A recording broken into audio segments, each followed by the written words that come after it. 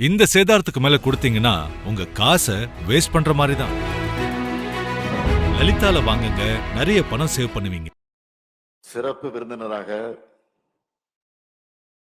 இந்த விழாவிற்கு வருகை தந்து உரையாற்றி இருக்கக்கூடிய கபடி விளையாட்டிலே அர்ஜுனா விருது பெற்றிருக்கக்கூடிய மன்னாத்தை கணேசன் அவர்கள் இங்கு உரையாற்றி இருக்கிறார். இவரை ஏன் அழைத்தோம் என்றால், ஒரு கடைகோடி கிராமத்திலிருந்து தன்னம்பிக்கை ஒளியா வெற்றியடைந்தவர். அவரை போல் தமிழ்நாடு முழுவதும் இந்த பல்வேறு நலத்திட்டங்கள் பெற்றிருக்கக்கூடிய பயனாளிகள் தன்னுடைய பணிகள்ல சிறந்து விளங்கணும். அதனால்தான் சிறந்த எடுத்துக்காட்டாக இருக்கிற அவரை சிறப்பு விருந்தினராக அழைத்திருக்கிறோம். அவர் இந்த மேடையில ஓரிரு கோரிக்கைகளை எடுத்து வைத்தார். நிச்சயமா உறுதியா அது நிறைவேற்றப்படும் என்ற உறுதிய இந்த நேரத்தில் நான் தெரிவித்துக் கொள்ள விரும்புகிறேன். எல்லாருக்கும் எல்லாம் கிடைக்கணும், எல்லாரும் சமமா வாழக்கூடிய சமுதாயத்தை சமத்துவ சமுதாயமாக அமையணும். இதுதான் நம்முடைய லட்சியம். ஆட்சி பொறுப்பு என்பது நம்மோட லட்சியங்களை திட்டங்கள் மூலமா வென்று எடுப்பதற்கான வழி. அதனாலதான் திராவிட முன்னேற்ற கழக ஆட்சி அமையும் போதெல்லாம் சமூக நலத்திட்டங்கள் சில பலவற்றை செயல்படுத்தி விளிம்பு நிலையில் இருக்கிற மக்களையும் முன்னேற்றி அவங்களை முன்னுக்கு கொண்டு வரோம். வாய்ப்புகள் மறுக்கப்பட்டவங்களுக்கு வாய்ப்புகளை உருவாக்கி கொடுக்கறதோட அவங்க மேலெழுந்து வர்றதுக்கு துணை நிற்கிறோம். அந்த வகையில இன்றைய நாள் சிறப்புமிக்க நாளாக அமைஞ்சிருக்கு. நம்முடைய திராவிட மாடல் அரசுல வரலாற்றில் இல்லாத அளவுக்கு ஆதி திராவிடர் மற்றும் பழங்குடியினர் மேம்பாட்டுக்காக ஏராளமான திட்டங்களை செயல்படுத்தி கொண்டிருக்கிறோம். நம்மோட திட்டங்கள் மற்றும் முன்னெடுப்புகள் பற்றி முக்கியமானவற்றை மட்டும் நான் சொல்லணும்னா, ஆதி திராவிடர் மற்றும் பழங்குடியினர் மேம்பாடு செயல் திட்ட சட்டம் 2024 நிறைவேற்றி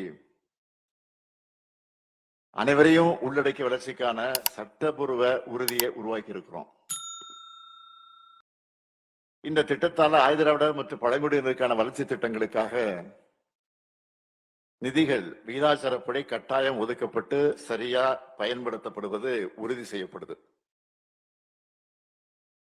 2021 முதல் 2025 வரைக்கும் ஆதி திராவிடர் துணை திட்டத்துக்கு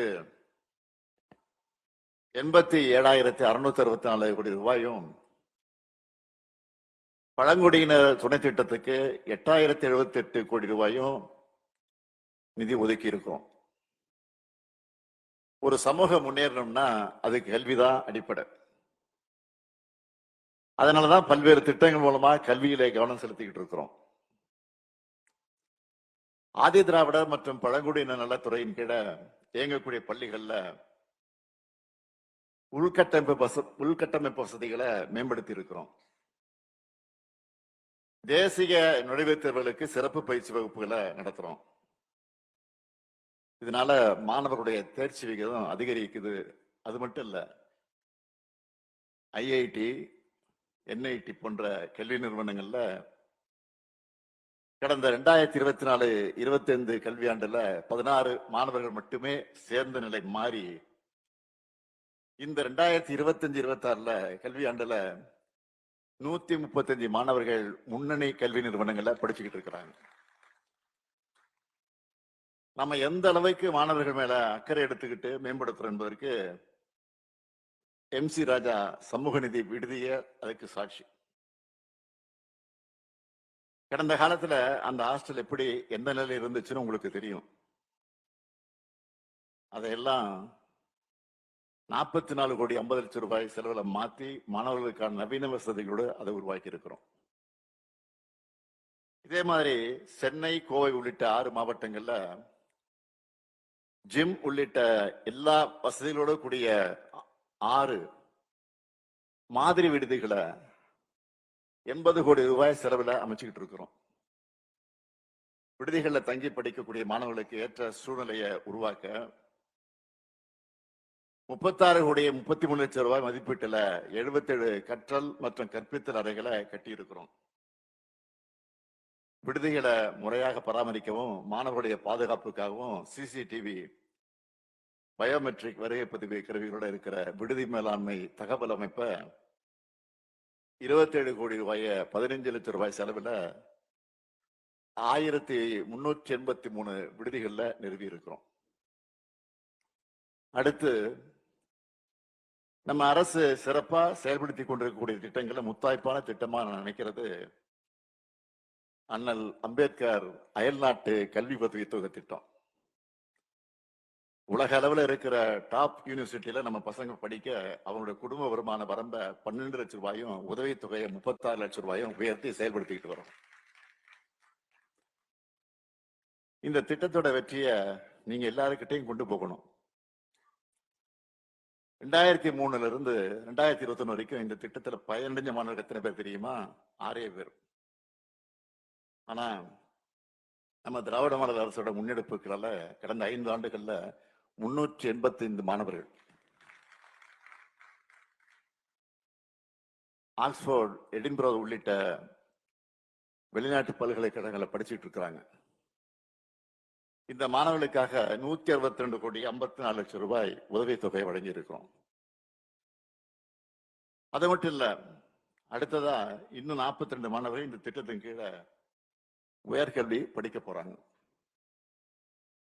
கல்லூரி நிகழ்ச்சிகள்லையும் மாணவர்கள் கலந்துக்கிற நிகழ்ச்சிகளையும் நான் தவறாம வைக்கிற வேண்டுகோள் என்னன்னா, மாணவர்கள் பட்டப்படிப்போடு நிறுத்திடக்கூடாது. ஆராய்ச்சி படிப்புகளையும் படிக்கணும்னு சொல்லிட்டு இருக்கேன்.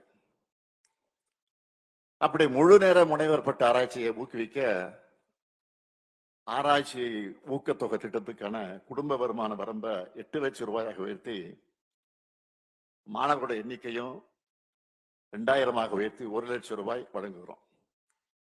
இப்படி கடந்த 4 ஆண்டுகள்ல 9659 மாணவர்களுக்கு 90 கோடிய 27 லட்சம் ரூபாய் வழங்கி இருக்கிறோம்.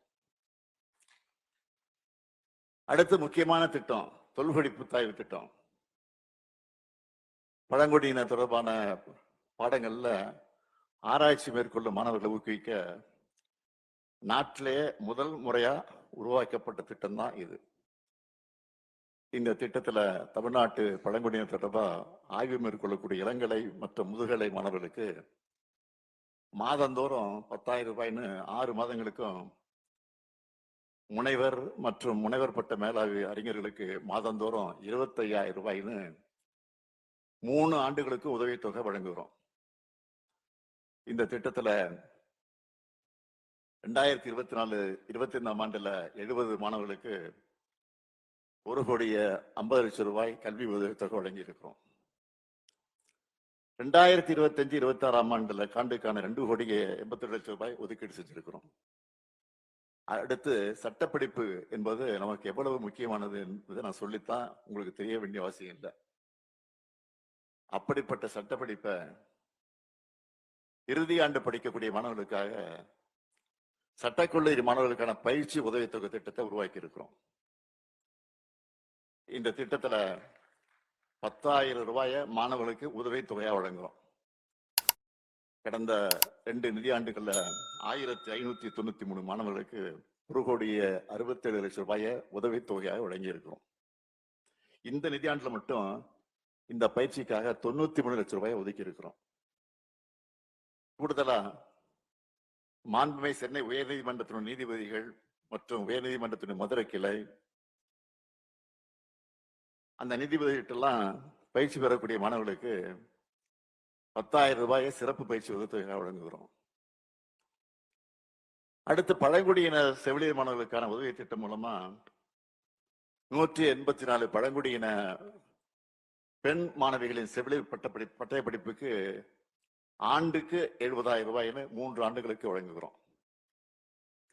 இப்படியே நான் எல்லா திட்டங்களையும் விரிவா சொல்லிட்டு இருந்தா நேரம் போயிட்டே இருக்கும். 4 மணி நேரம் 5 மணி நேரம் ஆகும். எனவே முக்கியமான சில திட்டங்களை அதுவும் தலைப்புச் செய்திகளாக சொல்லணும்னா, ஆதி திராவிடர் மற்றும் பழங்குடி இளைஞர்களுக்கான திறன் பயிற்சி வழங்கவும், வேலை வாய்ப்பை உறுதி செய்யவும் தொல்குடி தொடுவானம் திட்டம் 8,440 கோடி 8,440 பேருக்கு 164 கோடியே 51 லட்சம் ரூபாய் மானியமாக வழங்கி இருக்க முதலமைச்சரின் ஆதிதிராவிடர் மற்றும் பழங்குடியின சமூக பொருளாதார மேம்பாட்டுக்கான தொழில் முனைவு திட்டம், ஆதிதிராவிடர் மற்றும் பழங்குடியின மக்களை அதுலயும் குறிப்பா பெண்களுக்கு முன்னுரிமை அளிச்சு விவசாய தொழிலாளர்களை நில உரிமையாளர்களாக மாத்திர நன்னிலம் மகளிர் நில உரிமை திட்டம், கடந்த 5 ஆண்டுகள்ல 3,03,703 இலவச வீட்டுமனை பட்டாக்கள் வழங்கப்பட்டிருக்கு. வழங்கின பட்டாக்கள் வரன்முறைப்படுத்தப்பட்டிருக்கு. தொழில் முனைவர்களை வளர்த்தெடுக்க தமிழ்நாடு பீட் எக்ஸ்போ நடத்துறோம். ஆதி கலைக்கோவில், கலை இலக்கிய சங்கமம், அயோத்திதாசர் குடியிருப்பு மேம்பாட்டு திட்டம். இந்த திட்டத்துல 4 ஆண்டுகள்ல 1000 கோடி ரூபாய் ஒதுக்கீடு செஞ்சு இதுவரை 910 கோடி ரூபாய் செலவிட்டு 8,535 பணிகள் மேற்கொள்ளப்பட்டிருக்கு. தொல்குடி வேளாண் மேலாண்மை திட்டம், விரிவான தூய்மை பணியாளர் நலத்திட்டம் செயல்படுத்தப்பட்டு வருது. வேறு தொழிலுக்கு மாறக்கூடிய விரும்பக்கூடியவர்களுக்கு மானியம், வீடில்லா தூய்மை பணியாளர்களுக்கு 2000 வீடுகளிலும் பல திட்டங்களை 2000 வீடுகளிலும் பல திட்டங்களை நம்ம செயல்பாட்டில் இருக்கு. சமூக நல்லிணக்க திட்டத்துல சாதி பாகுபாடற்ற மானியங்களை பயன்படுத்தி அந்த மயானங்களை கொண்டிருக்கக்கூடிய கிராமங்களுக்கு 10 லட்சம் ரூபாய் பரிசு. சாதி பாகுபாடற்ற ஊராட்சிகளுக்கு சமூக நல்லிணக்க ஊராட்சி விருது 1 கோடி ரூபாய் வளர்ச்சி நிதியும் வழங்கி இருக்கிறோம். இவ்வளவு நேரம் நான் பட்டியலிட்டு சொன்னதெல்லாம் எல்முனை அளவுதான். இத்தனை திட்டங்களையும் உன்னிப்பாக கவனிச்சு இதோட பயன் தேவையானவர்களுக்கு போய் சேரணும்னு கடுமையா உழைக்கிறோம். இவற்றோட அடுத்த கட்டம் தான் இன்றைய நிகழ்ச்சி அமைஞ்சிருக்கு. ஆண்டாண்டு காலமாக சமூகம் உருவாக்கி இருக்கக்கூடிய அத்தனை தடைகளையும் உடைச்சு நாம முன்னேறி வரணும். நம்ம எடுத்து வைக்கக்கூடிய ஒவ்வொரு அடியும் நம்முடைய முன்னேற்றத்துக்கான பயணத்தில் இருக்கக்கூடிய மைல்கல்லாக அமைந்திருக்கு. அதை கடக்கணும். அதுதான் புரட்சியாளர் அண்ணல் அம்பேத்கர் நினைவு நாளில் நாம் எடுத்துக்கொள்ளக்கூடிய உறுதிமொழியா இருக்கணும். அந்த இலக்கை அடைய நமது திராவிட மாடல் அரசும் இந்த முத்துவேல் கருணாநிதி ஸ்டாலினும் என்றும் துணையாக இருப்போம். புரட்சியாளர் அம்பேத்கர், தந்தை பெரியார், பேரறிஞர் அண்ணா, தலைவர் கலைஞர் கனவு கண்ட ஆதிக்கமற்ற சமுதாயத்தை அமைத்தே தீருவோம். நன்றி, வணக்கம். இந்த சேதாரத்துக்கு மேல கொடுத்தீங்கன்னா உங்க காசை வேஸ்ட் பண்ற மாதிரி தான். லலிதால வாங்குங்க, நிறைய பணம் சேவ் பண்ணுவீங்க. மின்னம்பலம்.com தமிழின் முதல் மொபைல் பத்திரிகை.